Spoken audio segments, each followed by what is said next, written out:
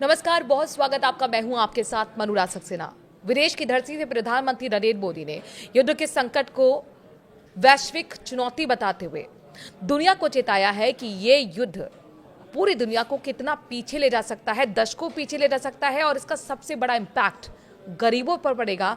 यहां तक कि गरीब और गरीब होगा और भुखमरी जैसी स्थिति भी सामने आ सकती है। अब आप अंदाजा लगाइए, प्रधानमंत्री नरेंद्र मोदी अगर विश्व को ये बता रहे हैं तो जाहिर तौर पर इसका असर पूरी दुनिया पर होगा और भारत भी इससे अछूता नहीं है।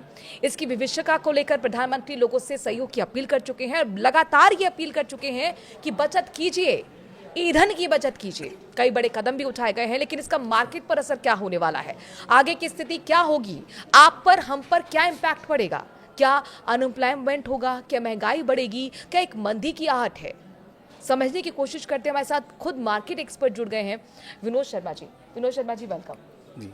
बहुत सीरियस टॉपिक पर हम बात करने वाले हैं। तो ये युद्ध जो पिछले 2 महीने से ज़्यादा का वक्त हो चुका है, रुक तो रहा नहीं रहा है और जो एक्सपर्ट है वो ये बताते हैं कि लंबा चलेगा।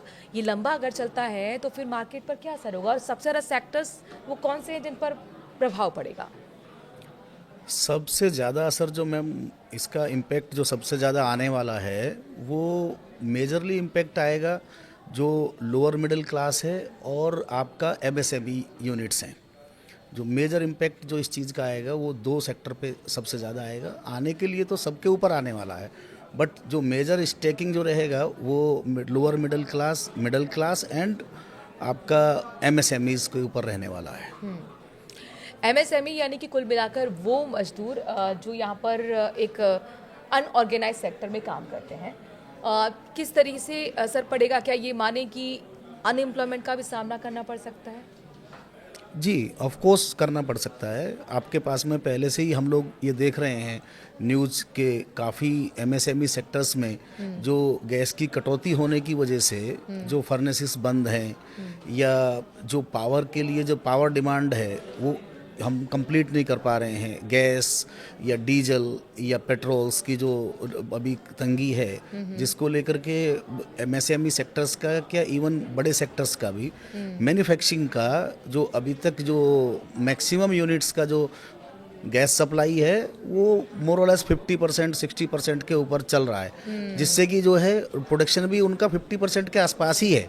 तो 50% होने से क्या होगा कि आपका 24 आवर चल रही है किसी की यूनिट तो वो 12 आवर्स चलेगी या तो 8 आवर्स चलेगी। तो जो 8 आवर्स चलेगी तो 8 आवर्स चलने के बाद में क्या होगा कि बाकी शिफ्ट्स बंद करेंगे तो उसका इम्पैक्ट नेचुरल जो है लेबर सेक्टर के ऊपर भी और इंडस्ट्री के ऊपर भी आने वाला है। अब आप बता रहे कि प्रोडक्शन फिर कम होगा। अगर एक ही शिफ्ट में चल रही है चीज़ें, प्रोडक्शन कम होने का मतलब जो मैं सीधा सीधा फॉर्मूला समझ पा रही वो ये होता है कि मार्केट भी तो फिर सिंक्रोनाइज होगा ना। हाँ, मार्केट सिंक होगा। हाँ। और धीरे धीरे क्या होगा कि ये एकदम से अभी तो नहीं है लेकिन धीरे धीरे इसका इम्पैक्ट आने लगेगा। और हम लोग जो हम लोग 10 साल पहले, जैसा कि अभी प्राइम मिनिस्टर ने भी बोला है, प्रधानमंत्री जी ने बोला है कि हम लोग 10 को पीछे चले जाएंगे तो हो सकता है कि हम लोग उसी फेज में चले जाएं वापस, जैसे कि हम लोग 10-11 साल पहले या 15 साल पहले थे, उसी मंदी की तरफ हम लोग बढ़ जाएं।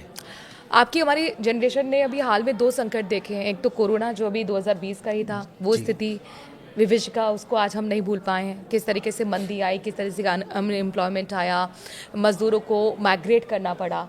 और उससे पहले 2008 की वो वैश्विक मंदी जिसमें करोड़ों लोगों की नौकरियां चली गई थी। क्या इस तरह के हालात आपको अब बनते हुए दिख रहे हैं? हाँ, अभी धीरे धीरे मैम उसका इम्पैक्ट आने लगेगा। और आने के लिए क्या होगा कि जैसे जैसे मैन्युफैक्चरिंग सेक्टर्स के ऊपर इम्पैक्ट आएगा तो उसके आने से क्या होगा कि जैसे जैसे इम्पैक्ट आने लगेगा आपका प्रोडक्शन कट करने लगेंगे तो लेबर के ऊपर भी इम्पैक्ट आएगा और मार्केट में आपका जो प्रोडक्ट्स हैं या जो गुड्स अवेलेबिलिटी है उसके ऊपर भी इम्पैक्ट आने लगेगा। क्योंकि जैसे जैसे आपका सिंक होने लगेगा प्रोडक्शन और डिमांड, लोग बचत करने लगेंगे तो बचत करने के पीछे क्या होगा कि रिक्वायरमेंट कम होगी तो मैन्युफैक्चरिंग कम होगी तो दोनों जगह इम्पैक्ट आने लगेगा फिर। तो क्या महंगाई बढ़ सकती है? क्या, चूंकि हम देख भी रहे हैं पेट्रोल डीजल के दाम 2 बार बढ़ चुके हैं और अनावश्यक सोने पर तो यहाँ पर रोक पहले से ही लगा दी गई है, सरकार की तरफ से कदम उठाए गए हैं। जी, इसके ऊपर मैम महंगाई बढ़ना तो एकदम ये मान लीजिए कि वो तो तय है, अच्छा। वो तो कंफर्म्ड है कि जैसे जैसे पेट्रोल डीजल और गैसेस के दाम बढ़ेंगे उसका इम्पैक्ट आपको आने वाले समय में ओवरऑल मार्केट के ऊपर देखने के लिए मिलेगा। तो अभी और आप ये भी कह रहे हैं कि ईंधन के दाम बढ़ेंगे, मतलब एलपीजी, पीएनजी, सीएनजी, अभी डीजल, अभी तो पेट्रोल? अभी तो मैम शुरुआत है, अभी और बढ़ने वाले हैं। अभी शुरुआत ही हुई हाँ, है। मेरे अकॉर्डिंग अभी और बढ़ने वाले हैं।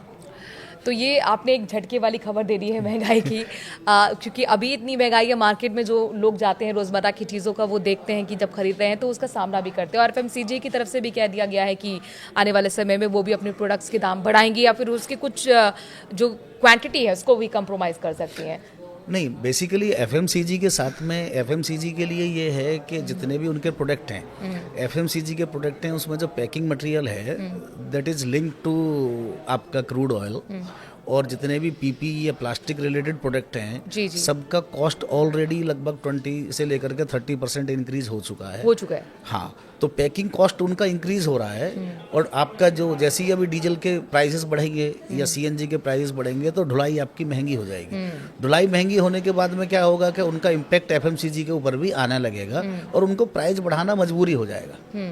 यानी कुल मिलाकर आम जनता पर ये महंगाई की बार पड़ने वाली है। लेकिन ये कब तक चलेगा? सब ये पूछ रहे हैं कि ठीक है, हम समझ गए कि महंगाई बढ़ेगी, हम समझ गए कि युद्ध संकट है, उसकी वजह से साइड इफेक्ट है, भारत भी उससे अछूता नहीं रहेगा, लेकिन नॉर्मलाइज चीज़ें कब होंगी? कब तक उसकी तैयारी रखें हम? इसमें अभी हम लोगों को घबराना नहीं है, ये बहुत लॉन्ग टर्म जाने वाला है, अभी काफ़ी लॉन्ग टर्म जाने वाला है। ये चीज़ें जो प्रधानमंत्री जी ने बोला है और बाकी जो एक्सपर्ट्स हैं वो भी लोग बोल रहे हैं, जितने भी लोग जो है जुड़े हुए हैं फील्ड से, वो सब लोग बोल रहे हैं कि इसको धीरे धीरे अभी इम्पैक्ट और आने वाला है। तो हम लोगों को ये चैलेंज एक्सेप्ट मतलब करना कब तक? पड़ेगा। मतलब 2026 अभी चल रही है, मिड में है 2026 के, क्या 1-2 साल के बारे में आप बात कर रहे हैं? यस, मैं जो बात कर रहा हूँ that is up to mid 27। यानी कुल मिलाकर मोटा मोटा 1 साल तो ये लगभग स्थिति बनी रहने वाली है। जी। ये बहुत बड़ा वक्त होगा अगर 1 साल तक इस तरह की स्थिति बनी रहती है। तो फिर करना क्या होगा? हमारे पास क्या हथियार हैं कि हम महंगाई से लड़ पाएं, अनएम्प्लॉयमेंट से लड़ पाएं, या स्थिति जो है बहुत ज़्यादा हम पर इम्पैक्ट ना डाले? क्या करना चाहिए? इसके लिए मैम सीधा फॉर्मूला है कि जो प्रधानमंत्री जी ने कहा है कि भाई आप अपना सेविंग बढ़ाइए, खर्चे एक्स्ट्रा जो हैं उनको कट कीजिए, इंपोर्ट धीरे धीरे करके कम कीजिए, जिससे कि हम डॉलर अपना जो है सेव कर सकें, क्योंकि जो मेजर स्टेक है वो गोल्ड और क्रूड ऑयल का है, सबसे ज़्यादा मेजर स्टेक जो परचेज के अंदर है यूएस डॉलर के लिए। तो फॉरेन एक्सचेंज जो है वो जैसे अभी आप देख रहे हैं पिछले 10 दिन में लगभग 3 रुपया लगभग आपका डॉलर के मुकाबले रुपया डाउन हुआ है।